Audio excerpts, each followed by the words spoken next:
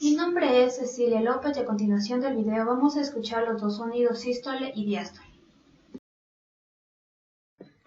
El primer sonido que vamos a escuchar es un leve golpe que señala la fase 1, que comienza con los dos primeros sonidos de la medición. A este sonido lo llamamos sonido sistólico.